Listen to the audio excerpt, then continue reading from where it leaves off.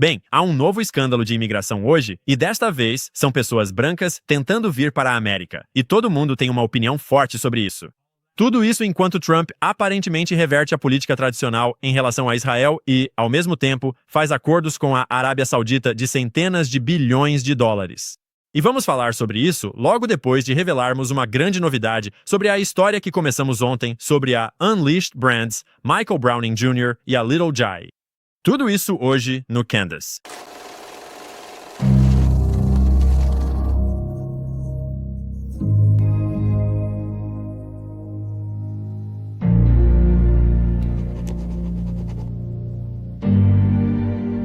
Hoje vamos começar com um breve lembrete do que aconteceu com a Toys R Us, que ficou famosa por ter ido à falência após ser comprada pelas firmas de Private Equity, KKR e Bain Capital. Porque é importante destacar até onde o Private Equity vai pelo lucro e o quanto eles pouco se importam com quem machucam nesse processo. Antes de ser comprada pelo Private Equity, a Toys R Us tinha 1,8 bilhões de dólares em dívidas. Depois que o Private Equity terminou com eles, estavam carregados com mais de 5 bilhões de dólares em dívidas. Em 2007, as despesas com juros consumiam 97% do lucro deles. A Amazon era um gigante que decretou o fim das lojas de varejo tradicionais. E, em 2017, cerca de 7 mil lojas e 50 mil empregos desapareceram.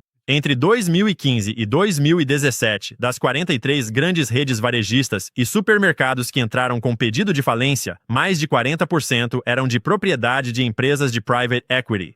Mas o que é ainda pior, o private equity começou a dominar a arte do leveraged buyout, em que eles na verdade não colocam o dinheiro para comprar um negócio, mas simplesmente fazem um empréstimo usando a própria empresa que estão prestes a comprar, mas que ainda não possuem, e usam isso como garantia para conseguir um empréstimo. Muitas empresas de private equity entram com apenas cerca de 1 a 2% do capital necessário para um leveraged buyout e extraem taxas e juros ao longo de todo o negócio. Se tudo vai bem, as empresas ficam com uma grande fatia do lucro quando saem do negócio. Se tudo desmorona, geralmente ainda conseguem sair praticamente ilesas. Outra tática comum usada para depenar uma empresa é, uma vez que você a controla, vender todos os imóveis para seus amigos do ramo imobiliário e depois forçar a empresa, como a Toys R Us, a alugar de volta suas próprias propriedades pagando aluguel mensal, afundando ainda mais o balanço patrimonial. O modelo de private equity, muitas vezes chamado de capitalismo abutre, é saquear e repassar, não investir ou administrar bem as empresas. E muitas pessoas não percebem quantas marcas queridas foram compradas por meio desse tipo de aquisição alavancada. Esta é apenas uma pequena amostra de aquisições alavancadas recentes, em sua maioria feitas por fundos de private equity, mas às vezes também por megacorporações públicas, como no exemplo da Kraft Heinz. Os grandões também perceberam, nesses anos, que formar relações aconchegantes com grandes empresas de consultoria é uma ótima maneira de, ao mesmo tempo, administrar mal uma empresa e cobrar taxas exorbitantes enquanto fazem isso. O setor de consultoria é governado pelos três grandes. Seriam McKinsey, BCG e Bain & Company. Algumas das grandes empresas de private equity até têm empresas de consultoria associadas ou vice-versa. A McKinsey & Company tem parceiros 1000. A Bain Capital desmembrou a Bain & Company, que obviamente são empresas totalmente separadas. E embora às vezes trabalhem juntos, eles nunca entrariam em conluio ou fariam algo ilegal. Nunca. Isso é exatamente o que estava acontecendo com a GameStop antes do short squeeze de 2021 que abalou o mundo. O conselho de administração deles havia sido infiltrado e eles contrataram a BCG para a consultoria. Durante a queda, a GameStop afirmou que a BCG priorizou taxas excessivas em detrimento dos interesses dos clientes. E Ryan Cohen, que foi o cavaleiro branco que comprou sua entrada na GameStop pouco antes do short squeeze de 2021, sabia o que eles estavam fazendo e expulsou os membros corruptos do conselho e demitiu a BCG. Ele foi muito vocal no Twitter, falando literalmente sobre a BCG e essa prática. O mesmo roteiro aconteceu recentemente com a Bed Bath & Beyond, incluindo a venda de todos os seus imóveis e a obrigatoriedade de alugar de volta seus próprios prédios pouco antes de levá-los à falência. Mas essa é uma história completamente diferente. Eu mencionei tudo isso só para mostrar que esse é um padrão do private equity e dos grandões, que fazem praticamente qualquer coisa para encher os próprios bolsos. E agora, de volta ao nosso amigo Michael Browning Jr. Sabe, esse cara que é dono da empresa de parques de trampolim, onde ontem vimos vídeos de crianças caindo dos brinquedos e se machucando seriamente. Você pode pensar que não é culpa dele. Ele só está administrando um negócio e, às vezes, seus funcionários cometem erros. Poderia ser, isso seria razoável de se supor se estivéssemos falando da maioria das pessoas. Mas hoje vamos dar uma olhada em como ele fundou a Urban através da absoluta canibalização e, aparentemente, do roubo descarado do trabalho de outro homem. Esse homem é Garth Price, e a obra de sua vida foi a Leap of Faith Adventures. E um parêntese aqui. Ao tentar encontrar fotos de Garth e da Leap of Faith Adventures, este vídeo que vamos mostrar agora foi praticamente a única coisa que consegui encontrar disponível publicamente online, porque ele e seu negócio foram tão completamente apagados por Michael Browning Jr. e pela história que estamos prestes a contar. Meu nome é Garth Price. O nome da nossa empresa é Leap of Faith Adventures e estamos em Bellefontaine, Ohio. Aqui na Leap of Faith, trabalhamos com centros de entretenimento familiar, também conhecidos como FACs. Ajudamos na fabricação, ajudamos na instalação, ajudamos com a gestão de riscos, ajudamos em todas essas áreas para que outras pessoas tenham sucesso. Uma semana comum como proprietário de empresa é uma loucura, é um caos. Parece que é um caos na maior parte do tempo. Eu preciso de muita ajuda. Quando comecei, era só eu construindo atrações na garagem do meu pai.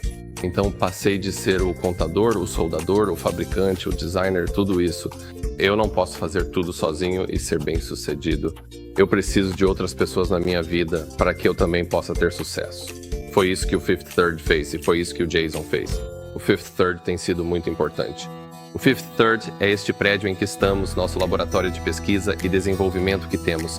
E sem o Fifth Third não teríamos nada disso. Então, quero que você se lembre desse homem, ele vai ser central para toda essa história, e nós vamos contar a história da empresa dele e como tudo aconteceu hoje. E também quero que você se lembre que é assim que se parece um fundador. É assim que se parece um homem que fundou seu negócio com base em seus próprios interesses, sua própria paixão, seu próprio trabalho árduo.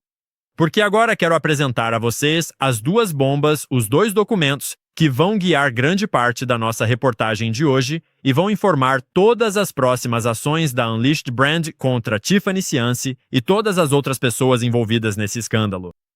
Isto é uma moção de sanções e uma moção de liminar e ordem de restrição. À direita, você tem o pedido de liminar temporária e liminar permanente, e à esquerda, você tem a moção de sanções.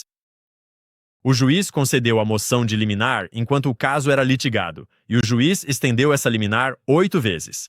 E um pouco de contexto sobre liminares, para quem não sabe. Uma liminar é o mais alto padrão legal que se pode alcançar de várias formas, porque é usada para impedir imediatamente que alguém faça algo irreversível, como uma injeção letal. Neste caso, foi porque aparentemente eles estavam roubando o negócio dele. E uma vez que o negócio dele seja tirado dele, ele nunca mais o terá de volta. E ele também não poderá mais litigar. Por isso, é extremamente difícil cumprir os requisitos para uma liminar. E neste caso, o juiz concedeu a liminar e depois a renovou mais 8 vezes, o que geralmente é algo inédito. Um juiz só concederia uma liminar em primeiro lugar se ela claramente tivesse mérito. E essa foi renovada 8 vezes até mais tarde. Garth simplesmente não tinha mais dinheiro para lutar. 2 anos depois daquela primeira liminar, o documento à direita, Garth Price, e a Leap of Faith Adventures entraram com uma moção de sanções, que está à esquerda, mas eles já estavam quase sem dinheiro e tiveram que fazer um acordo pouco tempo depois que isso foi protocolado. Então, muito do que vamos ler hoje é do final da linha, bem antes de tudo desmoronar ao redor dele. E é por isso que inclui tanta informação, porque foi depois que tudo já tinha acontecido. Mas é importante esclarecer que esse caso nunca foi vencido em um tribunal e nem teve tempo ou dinheiro para ser totalmente julgado. Portanto, estas são simplesmente alegações feitas contra a Urban Air pela Leap of Faith Adventures antes da Leap of Faith. Leap of Faith Adventures, a Urban Air era, digamos, uma empresa nada bem-sucedida, para citar. Apesar de expandir o conceito UATP para 8 parques ao longo de 4 anos e um quarto de operação, UATP é Urban Air Theme Parks. O negócio ainda assim só alcançou uma receita anual de $807 mil americanos, com um lucro líquido de $168.329 americanos no ano encerrado em 31 de dezembro de 2015. Esse é um número muito pequeno se você está administrando 8 grandes parques temáticos e só está lucrando 168 mil. Então, era literalmente só trampolins e videogames. Michael Browning ainda trabalhava em um emprego durante o dia, e ele havia construído tudo aquilo com o dinheiro do pai. Mas então Michael trouxe a Leap of Faith Adventures, e a Urban Air foi completamente transformada. Então, para deixar claro, esses dois homens fundaram seus negócios no mesmo ano, de forma independente. Um fundou seu negócio com trabalho duro, construção de relacionamentos e visão. O outro fundou seu negócio com o dinheiro do papai e uma necessidade distinta de validação. Então a Leap of Faith Adventures deu à Urban Air todas as suas atrações, toda a sua nova identidade de marca, tudo o que seu filho pensa como Urban Air hoje foi instalado pela Leap of Faith Adventures. Porque é isso que a Leap of Faith Adventures fazia. Eles eram uma empresa que instalava esse tipo de brinquedo e atração para esse tipo de parque. E eles faziam isso formando relacionamentos com as pessoas que inventavam esses diferentes brinquedos e atrações, e então trazendo essa tecnologia e essas atrações para instalar nos negócios, como a Urban Air. Avançando para o final de 2016. O modelo de negócios da UATP era dramaticamente diferente. O trabalho duro, experiência e expertise da Leap of Faith tornaram o modelo da Urban Air escalável e reproduzível, permitindo que a Urban Air abrisse 13 novos parques em um único ano e expandisse sua seleção de atrações limitada. Lembre-se, 8 parques em toda a fundação, depois 13 parques em um único ano. Resumindo, a Leap of Faith permitiu que a Urban Air crescesse e tornou sua franquia uma oportunidade de investimento mais atraente. Browning fez a seguinte proposta para a Leap of Faith. A Urban Air enviaria exclusivamente os negócios de seus franqueados para a Leap of Faith para as vendas e instalações das atrações. Mas em troca, a Leap of Faith repassaria 70% dos lucros líquidos para a Urban Air. Além da divisão de lucros, a Urban Air também prometeu fornecer à Leap of Faith serviços administrativos para ajudar com o aumento dos negócios associados, em troca de a Leap of Faith concordar em pagar uma taxa de $1.000 por parque por esses serviços. Mas depois, a Urban Air aumentou essa taxa para $2.000 por parque, e esses serviços administrativos vão se tornar muito relevantes mais adiante. Incluía 2 itens principais: uma funcionária semi-dedicada de gestão administrativa e contabilidade, Abby Crowley, e a aquisição, configuração e hospedagem de um domínio web privado para a Leap of Faith. Browning insistiu que a Leap of Faith precisava de um endereço de e-mail mais profissional, então a Urban Air comprou por $11.86 e hospedou o domínio de e-mail telofadv.com para a Leap of Faith. A Leap of Faith entendeu e esperava, no entanto, que a conta lofadv.com seria mantida como a conta comercial privada da Leap of Faith. Isso se tornará muito relevante mais adiante neste caso. E só para esclarecer e deixar isso óbvio, eles concordaram com esse acordo de divisão de lucros porque a Leap of Faith estava conseguindo todo tipo de negócio e a Urban Air estava ficando com tudo. O trabalho da Leap of Faith foi fundamentado em investimento significativo, incluindo 375 horas de treinamento de funcionários em instalações, códigos de construção, conformidade com a ADA, OSHA e outros treinamentos práticos. O investimento da Leap of Faith foi reconhecido e elogiado pelos fabricantes de atrações. Ela construiu e instalou mais de 45 parques durante seu mandato de 2016 a 2018, em comparação com apenas 8 parques que a UATP havia realizado desde sua fundação em 2013 até o final de 2015. E você começa a perceber como é relevante o fato de Michael Browning mais tarde começar a trazer mão de obra chinesa para instalar seus novos parques, quando esse é o tipo de custo associado a fazer tudo corretamente. E a Leap of Faith era muito rigorosa quanto a fazer tudo corretamente. Nesse momento, Browning enviou um e-mail para o pai dele dizendo, abre aspas, Garth acabou de transferir $75 mil. Esse é um bom jeito de terminar uma sexta-feira.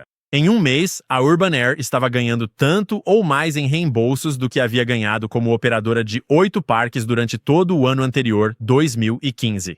Então, não dá para exagerar o quanto essa transformação foi significativa para o negócio de Michael Browning.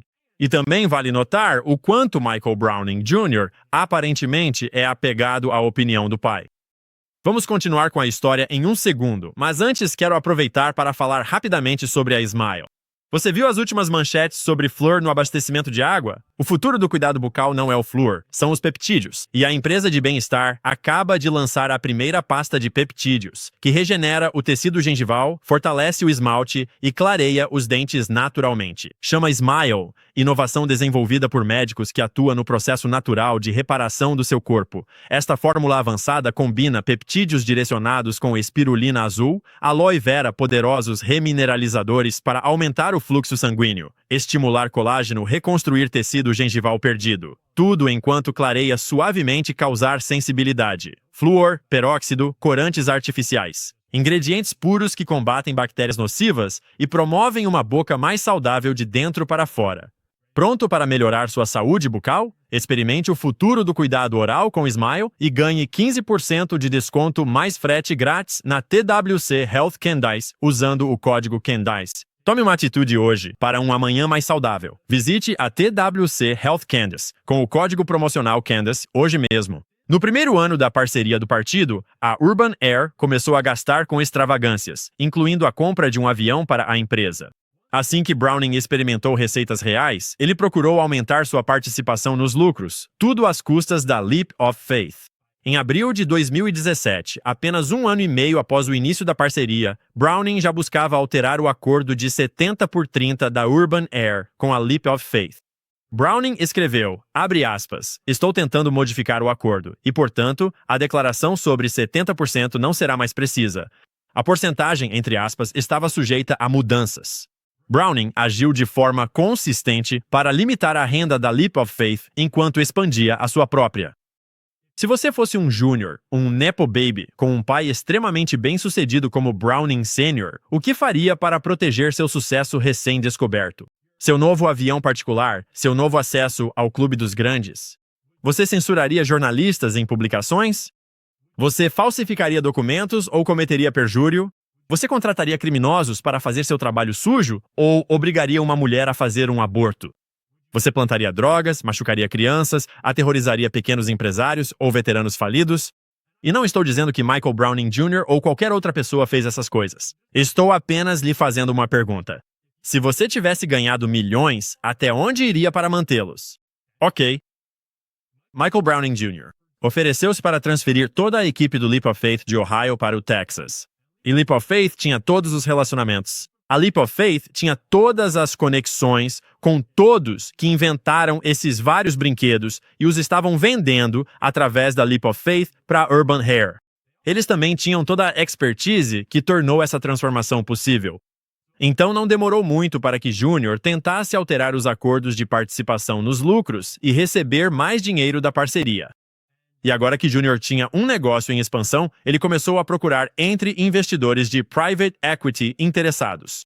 Em resposta, Polozola redigiu uma carta informando Price que a Urban Air e seus possíveis parceiros queriam trazer a Leap of Faith para dentro da empresa e torná-lo vice-presidente de atrações da Urban Air. Mas se Price recusasse a oferta, então a Urban Air insistia que Price teria que assinar o infame acordo de reembolso que Price nunca assinou, mas que Browning agora afirma que Price assinou. Voltaremos a falar sobre falsificação de documentos em outro momento, em outra parte desta história.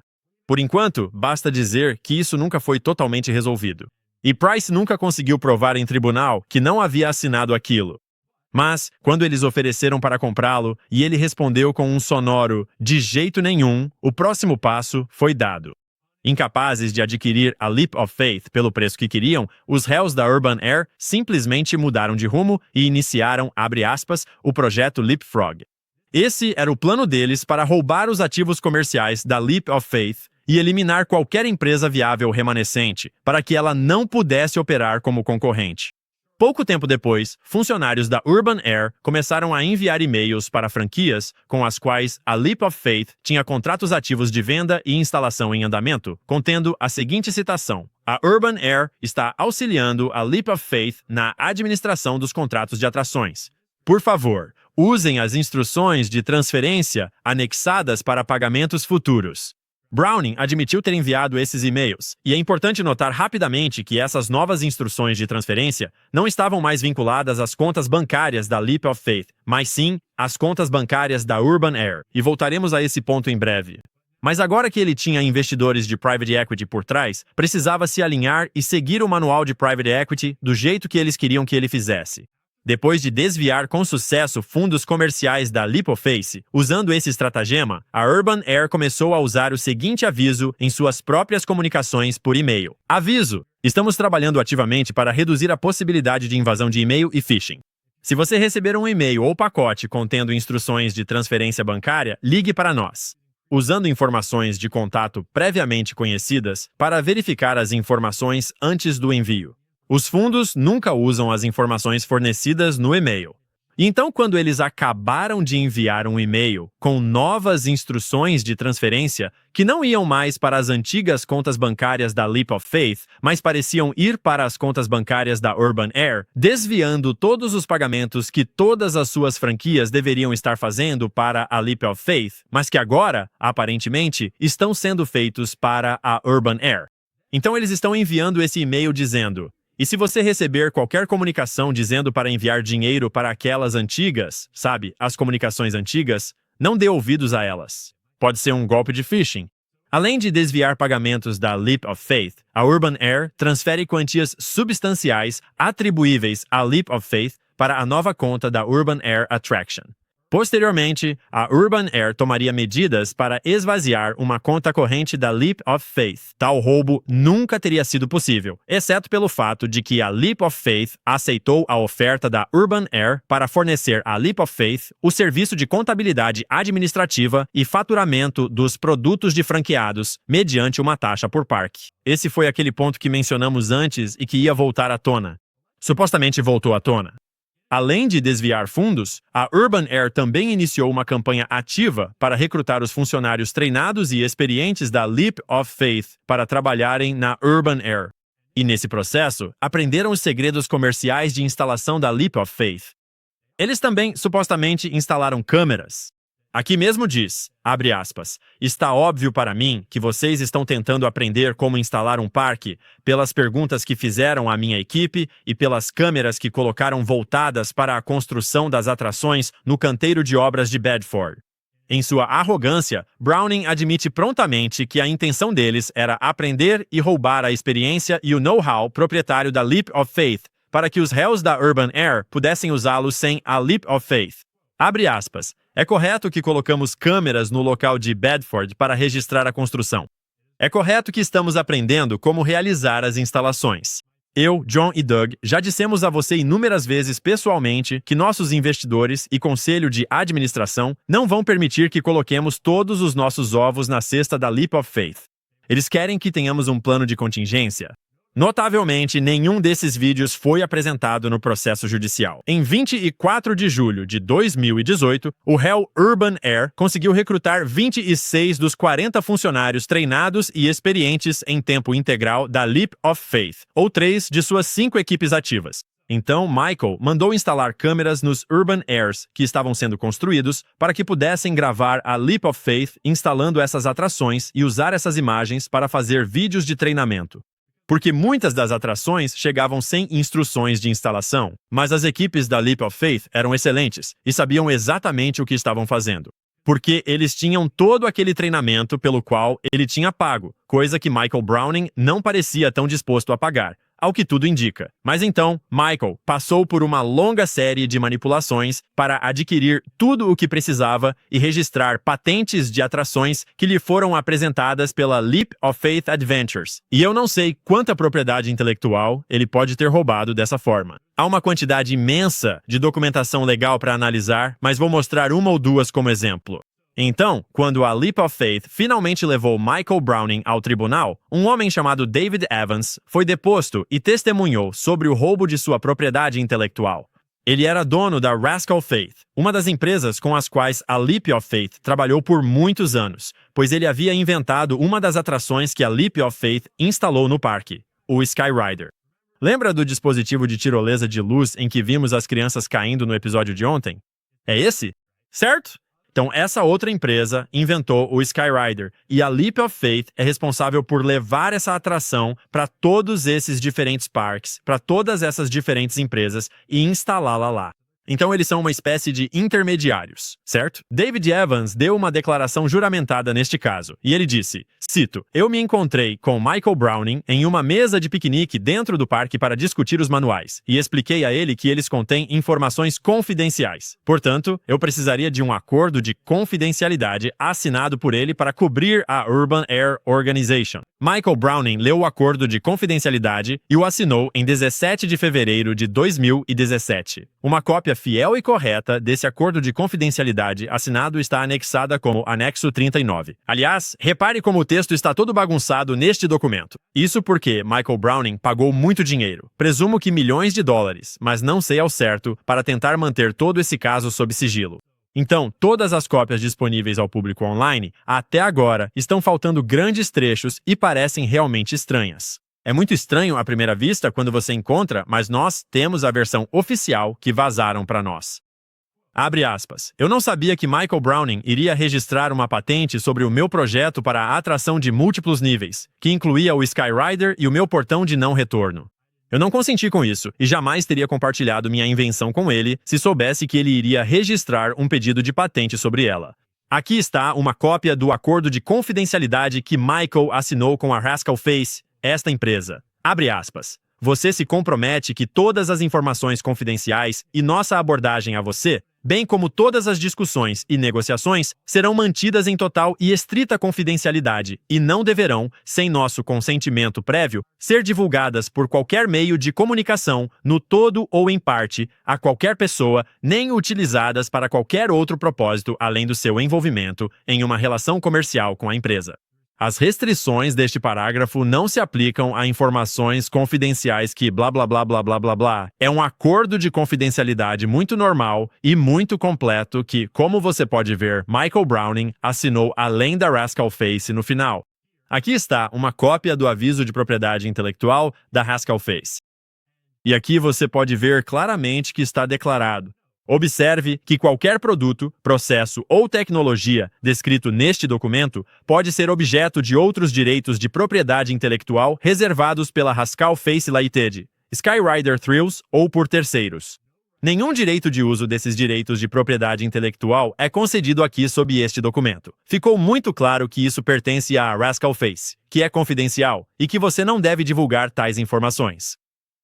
Mas aqui está uma cópia da patente que foi finalmente registrada e ela claramente lista Michael Browning Jr., de Bedford, Texas, como o inventor. E você pode ver os diagramas do Skyrider. Também temos outra patente, mesma coisa, mostrando o inventor Michael Browning Jr. Isso foi originalmente inventado pela Cheer, que é outra empresa semelhante à Rascal Face que havia inventado essas atrações. E então isso foi passado pela Leap of Faith Adventures e instalado para a Urban Air. Aqui está a marca registrada do Skyrider, de propriedade da Urban Air. Como você pode ver destacado em rosa, o ATP LLC. Isso é Urban Air Theme Parks LLC. Então, quando David Evans finalmente descobriu isso, naturalmente ele ficou bastante surpreso.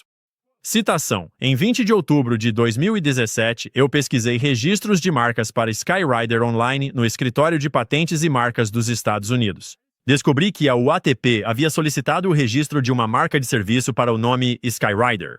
Isso foi feito sem a minha permissão e sem a permissão de ninguém da Skyrider. Os registros públicos mostravam que Michael Browning registrou a marca Skyrider nos Estados Unidos em fevereiro de 2017, logo após assinar o acordo de confidencialidade no anexo 39, e na Europa e no Reino Unido em outubro de 2017. Os registros na Europa e no Reino Unido ocorreram no dia seguinte ao que notifiquei Michael Browning de que não assinaria um acordo de exclusividade. Aqui está uma troca de e-mails mostrando onde o nosso amigo Júnior alegou que precisava de desenhos detalhados do Skyrider, porque os órgãos reguladores exigiam esses documentos para permitir o funcionamento do parque, caso contrário, iriam fechar tudo. Observe a data. Sábado, 11 de março, às 8h34. 2 dias depois, ele insistiu novamente. Precisamos dos desenhos rápido. 15 de março de 2017. Nesse mesmo dia, os desenhos foram enviados para ele. Observe que há 6 pessoas copiadas neste e-mail de 15 de março de 2017. Caro Michael, em anexo está o desenho do Sugarland Hub apenas com as cores preto e branco. Espero que este arquivo esteja disponível. Obrigado. Nesse mesmo dia, Michael encaminha toda essa troca de e-mails com os desenhos para 2 de seus advogados e pergunta: isso serve? Observe que mais ninguém foi copiado nesse encaminhamento. Fico me perguntando para que eles poderiam precisar desses desenhos. Vai saber. Fico me perguntando por que eles copiaram apenas 2 dos advogados do Michael nesse encaminhamento e não sei o que quiseram dizer quando falaram: Jeff, isso serve? Mas logo depois disso, patentes e marcas foram registradas. Assim que David Evans tomou conhecimento disso, muitos meses depois, ele enviou uma carta de cessar e desistir para Junior, afirmando claramente: se você se recusar a cumprir o curso de ação sugerido no parágrafo 2 deste e-mail, não teremos outra opção a não ser instruir nossos advogados a iniciar uma ação para revogar e contestar todas as suas solicitações para a marca Skyrider. Michael Browning respondeu dizendo: relaxe, amigo. Nós só registramos essas patentes para proteger você e nosso investimento. Mais ou menos. Você pode ler o texto aqui se quiser saber. Em um aviso legal mais formal, eles esclareceram que, ao investigar o mercado de zip coasters, a Urban Air percebeu que a Haskell Face não tinha presença ou vendas no CMUA. Não havia tomado nenhuma medida para obter proteção de patente ou marca registrada nem no Reino Unido, nem em seu país de origem, nem aqui nos Equircínua. A Urban Air é e continua sendo o único cliente aqui nos Equircínua e está trabalhando duro para expandir o mercado. Ao analisar seu e-mail recente, uma investigação adicional encontrou um artigo de outubro passado entrevistando o Sr. Rupert Oliver. Esse artigo, publicado pela Global Amusement and Play, confirmou a investigação da Urban Air. O Sr. Oliver admitiu que, apesar de ter sido inventado há 22 anos, o Zip Coaster teve um desenvolvimento um pouco lento. Então, em outras palavras, tudo se resume ao seguinte: nós apenas notamos que vocês não tinham as marcas registradas, então achamos que deveríamos registrá-las para protegê-las para vocês. Hoje, a Urban Air continua instalando e usando os Skyriders, e crianças estão caindo deles e sofrendo lesões que mudam suas vidas, como vimos em vídeo outro dia. E a Haskell Face, o proprietário original, não os produz mais. Estranho como isso funciona. Depois, ele fez questão de se gabar disso para os amigos. Só para avisar, nós protegemos nossas atrações, bebê. Obrigado. Michael Browning Urban Air Adventure Parks. Isso aí. Nesse período, Michael Browning Jr. havia transferido a Leap of Faith Adventures para o Texas. Então, eles estavam em um prédio de propriedade da Urban Air. Michael Browning havia criado para eles um novo site e novos e-mails porque queria que parecessem mais competentes. Pelo menos foi isso que ele disse. Mas isso deu a ele controle sobre quase toda a infraestrutura da Leap of Faith. E então, um dia, a Leap of Faith alega que chegou para trabalhar e afirma que foram trancados para fora do prédio e bloqueados de seus e-mails. E foi nesse momento que Michael Browning Jr. enviou e-mails para todas as franquias que deviam dinheiro à Loafa por instalações, com instruções de pagamento. Mas o link de pagamento parecia, secretamente, direcionar para as contas bancárias da marca Unleashed e não para a Leap of Faith. Nós já falamos um pouco sobre isso antes, então foi como se tudo estivesse acontecendo ao mesmo tempo. E quando isso aconteceu, Jen Psaki era membro da associação de franqueados da Urban Air já fazia um tempo, e ela percebeu que as informações bancárias não eram mais as mesmas de antes. Então, ela procurou Garth, o fundador da Leap of Faith, e perguntou o que estava acontecendo. Parecia que eles estavam interceptando vários pagamentos. E independentemente do motivo pelo qual isso aconteceu, o resultado foi que Garth não conseguiria pagar advogados se continuasse assim. Então, durante esse período, Garth enviou esta carta para os parceiros de private equity de Michael Browning na época. E como você pode ver, ele lista 8 coisas diferentes que para ele foram graves, razões pelas quais ele achava que não deveriam continuar trabalhando com a Urban Air. E eu só queria destacar algumas das últimas, embora todas sejam bem absurdas. Michael e Steven estão atualmente contratando equipes de instalação da Loafa, mas é mais do que isso. Eles fizeram isso para nos substituir na construção dos parques dos franqueados. Outra interferência ilegal em nossos acordos com as franquias.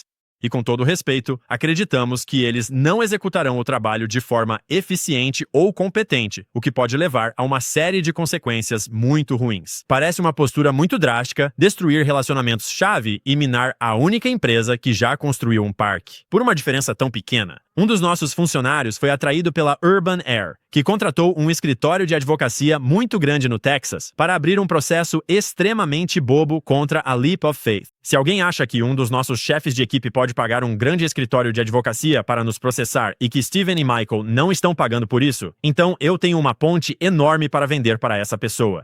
Acho que nossos advogados serão capazes de provar que isso é apenas mais um passo deles para tentar destruir a Leap of Faith. Então, do ponto de vista do Garth, não parecia que Michael Browning estava ali para ser parceiro em praticamente nada. E ele entrou com toda essa grande liminar, aquela da qual temos lido vários trechos, porque ele achava que Michael estava tentando roubar sua empresa.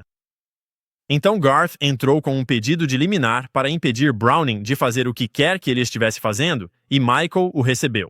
Muito do que lemos hoje veio daquele pedido de liminar, que nunca foi visto por ninguém de fora do caso até agora. E Michael Browning Jr. fizeram de tudo para garantir que ninguém jamais visse. Ops. Porque Michael Browning Jr. e sua equipe de advogados continuaram arrastando o caso para sempre. Infelizmente, Garth foi levado à falência.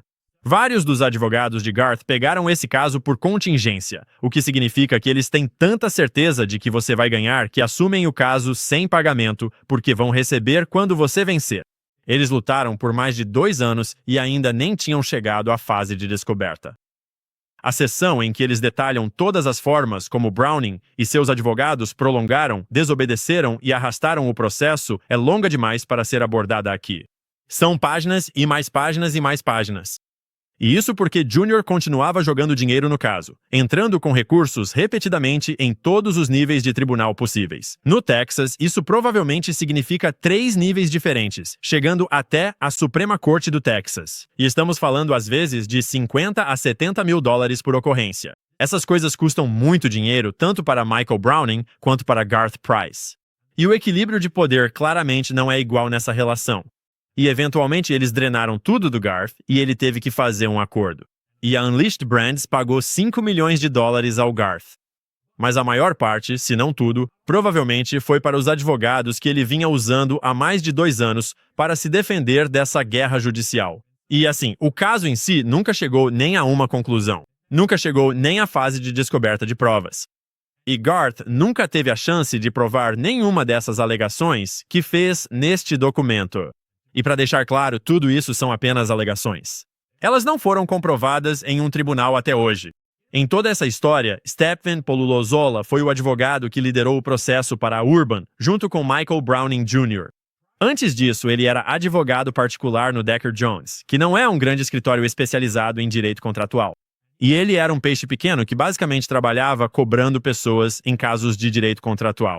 Quando ele se juntou a Browning, não recebeu salário, mas sim uma participação societária.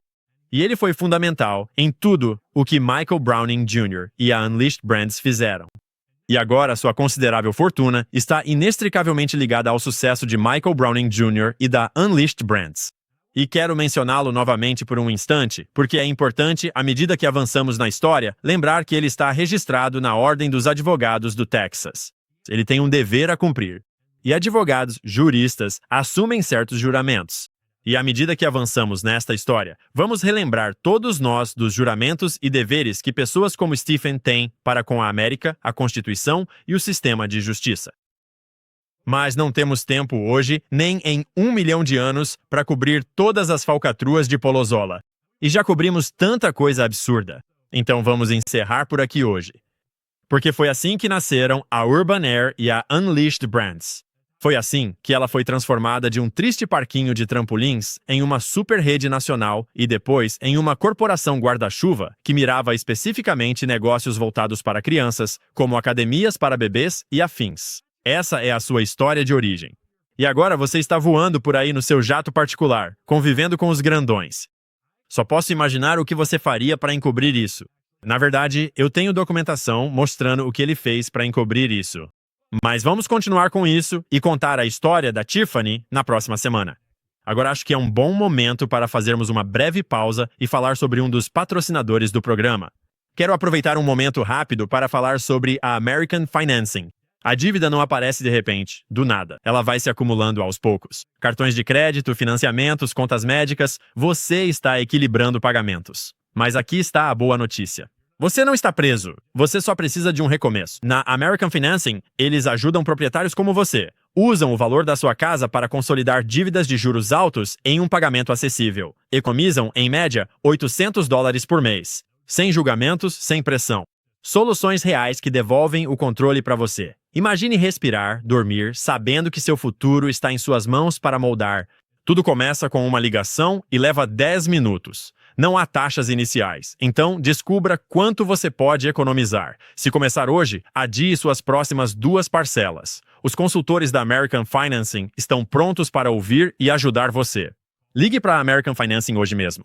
800-795.210. Isso mesmo, 8007-951210 ou acesse americanfinancing.net. Owens. Tudo bem, você deve ter ouvido que a Igreja Episcopal se recusou a reassentar Waiteroi Caners, citando oposição moral. A Igreja Episcopal anunciou na segunda-feira que está encerrando sua parceria com o governo para reassentar refugiados, citando oposição moral ao reassentamento de Waiteroi-Caners da África do Sul, que foram classificados como refugiados pela administração do presidente Trump.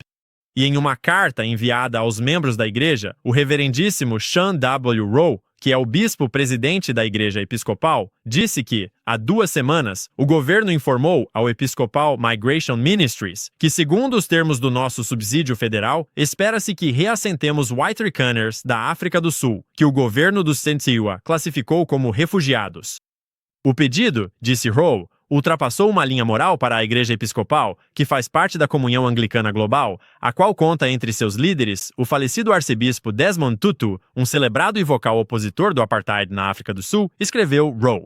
Assim, determinamos que, até o final do ano fiscal federal, encerraremos nossos acordos de subsídio para reassentamento de refugiados com o governo federal do Zerewa. Rowe enfatizou que, embora o Ministério Episcopal de Imigração busque encerrar todos os serviços financiados pelo governo federal até o final do ano fiscal federal, em setembro, a denominação continuará apoiando imigrantes e refugiados de outras formas, como oferecendo auxílio a refugiados que já foram reassentados. Aqui está o reverendo Sean W. Rowe discutindo o assunto na ABC News na segunda-feira. Claro, este era um relacionamento de 4 décadas atravessando muitas administrações que foi encerrado abruptamente hoje. Por que a classificação desses imigrantes como refugiados ultrapassou um limite moral? Bem, a realidade é que não podemos ser nós mesmos na Igreja Episcopal e dar o passo de reassentar africaners brancos da África do Sul. Nossa igreja tem um longo compromisso com a justiça racial e a reconciliação, e temos laços históricos com a Igreja Anglicana da África do Sul. Desmond Tutu tem sido um parceiro nesse trabalho conosco, então simplesmente não podemos dar esse passo, não está alinhado com nada do que representamos. E também nos entristece ver que outros refugiados que estão sendo impedidos de entrar nos Estados Unidos são pessoas corajosas que trabalharam ao lado do nosso exército no Iraque e no Afeganistão, agora enfrentam perigo, estão em campos há muito tempo e não estão sendo autorizadas a entrar. Portanto, esse programa simplesmente não está mais alinhado com quem somos como igreja e com o que defendemos. Justiça racial, mas apenas para certas raças. Apesar de como a voz dele naquele trecho seja engraçada, acho importante todos nós lembrarmos que existe um meio termo nessas questões, e há muitas questões como essa ao redor do mundo neste momento. Pessoas lutando por terras e discutindo de quem é a terra, e pessoas morrendo, pessoas inocentes morrendo. E seja na África do Sul ou em Israel, onde quer que seja, acho que todos os lados poderiam ter um pouco mais de compreensão sobre a humanidade do outro lado. E sim, a África do Sul tem uma longa história de violência brutal de pessoas brancas contra pessoas negras. Mas isso não nos dá motivo para reciclar essa violência em violência de pessoas negras contra pessoas brancas. Isso só prolonga esses ciclos. E o mesmo acontece em Israel e na Palestina. O mesmo acontece em qualquer lugar onde isso ocorre. Eu gostaria de lembrar a todos nós de termos um pouco de humanidade e simplesmente defender que não se matem pessoas inocentes, por favor. Ele também fez um ótimo comentário sobre todas as pessoas afegãs que nos ajudaram durante a invasão do Afeganistão. Pessoas corajosas que se voltaram contra terroristas para nos ajudar na região. Essas pessoas foram deixadas na mão sem nenhuma culpa delas. E eu tenho que dizer que estaria disposto a ouvir os argumentos sobre aceitar parte disso. Mas isso não vem ao caso, porque o governo do Zauer os abandonou e eles continuam lá de qualquer forma. Esse anúncio veio justamente quando voos com africânderes estavam programados para chegar ao aeroporto internacional Washington Dulles, nos arredores de Washington, D.C., e o primeiro grupo de entradas após Trump declarar, por meio de uma ordem executiva em fevereiro, que os Estados receberiam africânderes da África do Sul, que são vítimas de discriminação racial injusta. O governo sul-africano negou veementemente as alegações de animosidade racial sistêmica, observou Rowe. Esse anúncio vem enquanto o governo Trump praticamente congelou o programa de refugiados, com os africânderes entre os poucos e possivelmente os únicos a receberem entrada como refugiados desde janeiro. Pouco depois de tomar posse, Trump assinou uma ordem executiva que basicamente interrompeu o programa de refugiados e suspendeu os pagamentos a organizações que auxiliam no reassentamento de refugiados. Ashley Allison, ex-vice-diretora e conselheira sênior de políticas do Escritório de Engajamento Público da Casa Branca de Obama, estava na CNN discutindo como os White Reckoners deveriam voltar para sua terra natal na Europa. Há mais de 30 anos, eles passaram por uma revolução, o sistema do apartheid acabou e eles reformaram sua Constituição sob a liderança do grande Nelson Mandela. E isso permitiu uma reconciliação racial, algo que este país ainda não fez. Mas a África do Sul fez isso e reformou sua Constituição. E parte disso é que as pessoas que são nativas daquela terra merecem ter suas terras de direito de volta. E isso não é o que os Terrycanners realmente querem que aconteça, que são os africânderes brancos e, portanto, não são originalmente da África, mas também colonizaram a África do Sul. E é por isso que eles dizem que isso é discriminação. Agora, se a Constituição da África do Sul é discriminatória, eles têm seus mecanismos de freios e contrapesos naquele país, assim como nós temos aqui. E isso é para eles. Então, se os Terrycanners realmente não gostam da terra, eles podem deixar o país. Estão vindo. Não, os refugiados estão vindo para cá. Eles podem realmente sair e ir para sua terra natal, que provavelmente é a Alemanha. Você é contra... Eles vindo aqui? Holanda. Holanda, você é contra... Eles vindo. Você percebeu que ela estava prestes a dizer que eles recuperaram seus direitos por meio de uma revolução? Ah, não chame de revolução o fim do apartheid. E não quero dizer como Ina. Seja claro, não estou rindo da situação, porque é uma situação horrível. Estou rindo dos apresentadores de notícias por causa de quem eles são.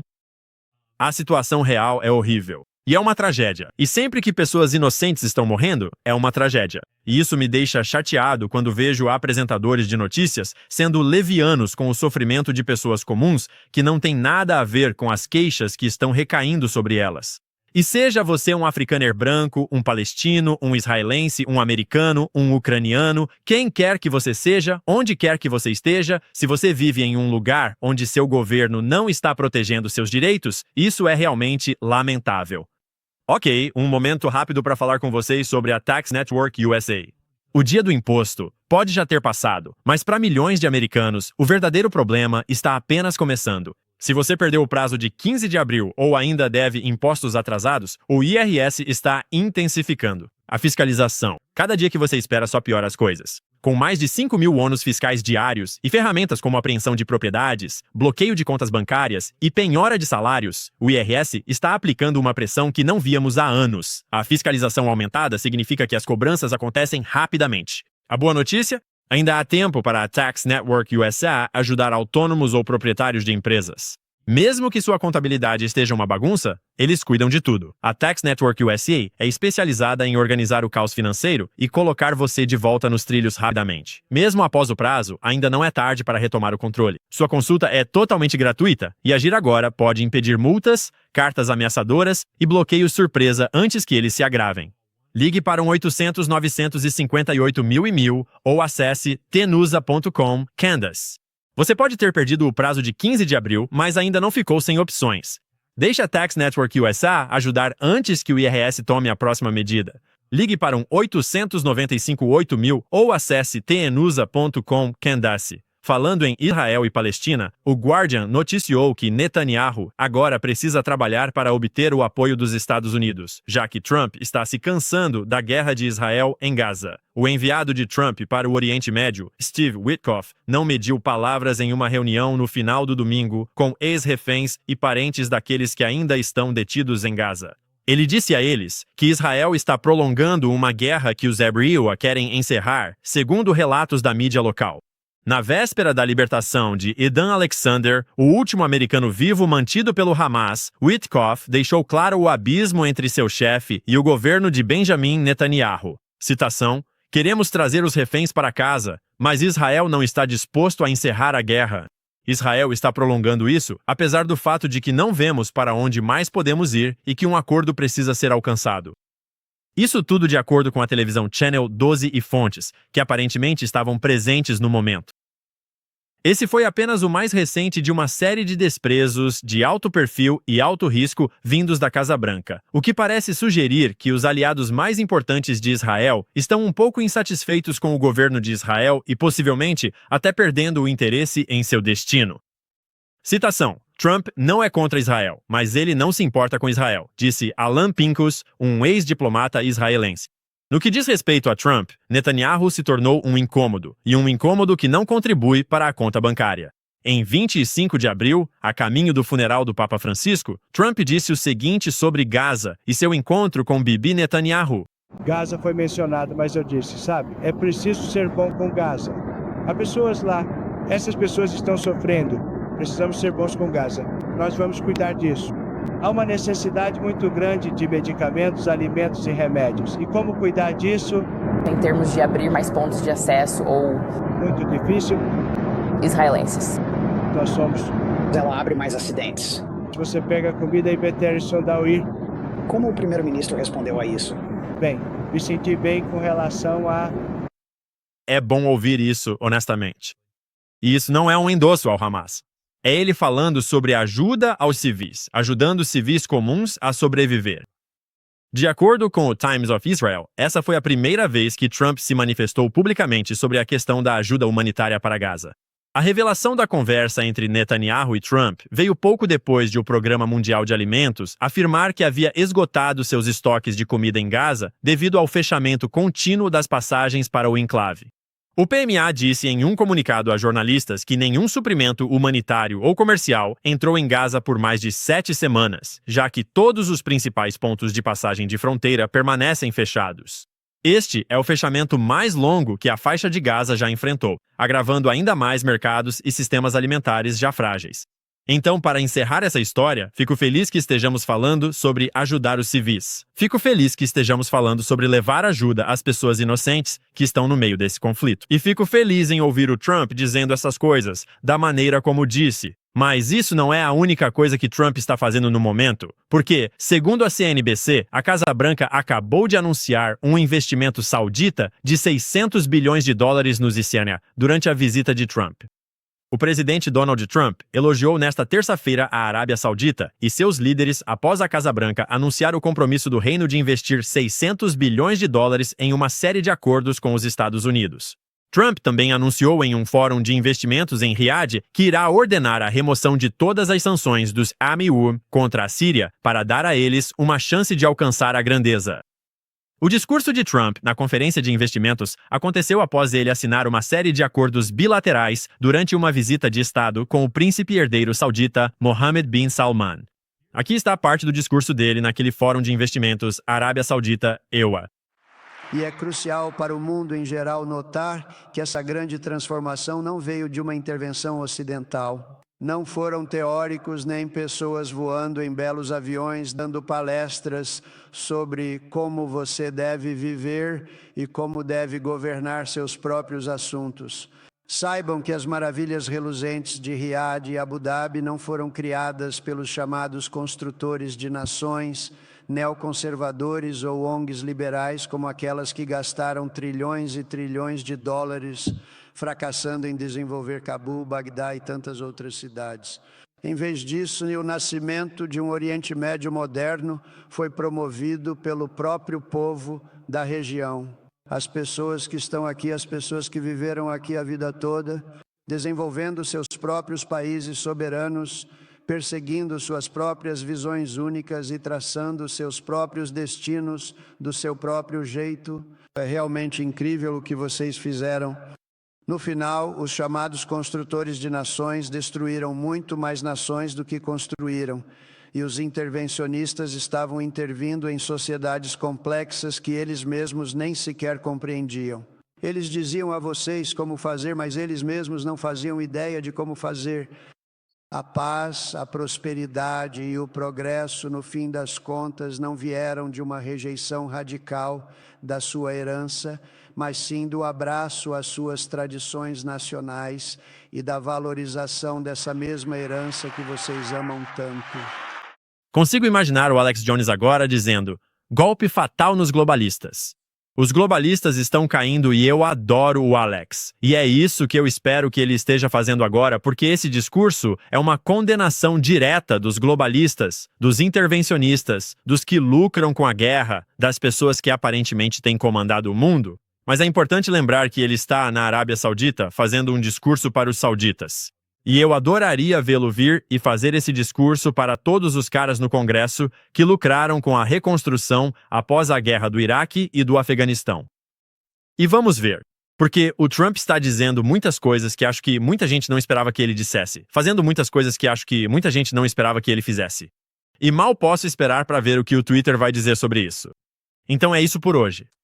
Vou ter que ler os seus comentários no Twitter sobre isso e sobre todas as outras coisas que discutimos mais tarde. Não se esqueça de curtir o episódio, se inscrever no canal e compartilhar com todos os seus amigos. Beba um pouco de água, faça algo saudável por você mesmo. E nós, bem, até amanhã.